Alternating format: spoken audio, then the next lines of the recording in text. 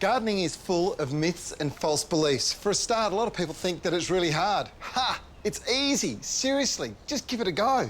Another thing is orchids are hard to grow. I've got to tell you, they might look delicate, but they're the most prolific flowering plant on the planet.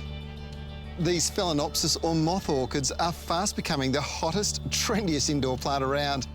Now, you tend to buy them singly in pots like this, but they look so much better when they're bulk planted in a nice decorative pot like this. That means that you can bring them indoors.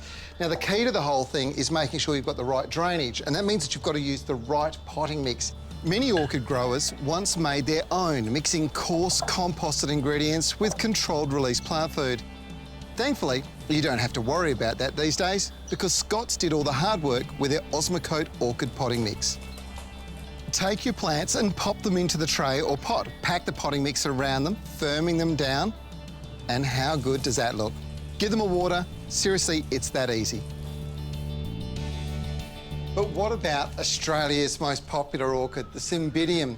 Too often I hear about people buying them in flower and then they never flash flower again. Now, a lot of that's got to do with where you put them in the garden. They need lots of bright light, particularly around February and March, if you want to get lots of bud growth like that. But this one clearly has got a significant problem. It is absolutely root bound and it needs to be repotted. Cut the roots away from the base of the plant. Split it in half if there's a lot of pseudobulbs and then repot it into the same pot that it came from. Again, use a specialist potting mix like this. It's going to deliver results, guaranteed.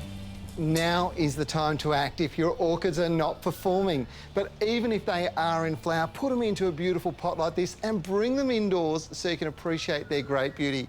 You know, orchids are easy to grow. You have to use the right potting mix. Get them in a nice lit position like this. It's not full sun, it is shaded, but it's nice and bright, and you are going to get amazing results.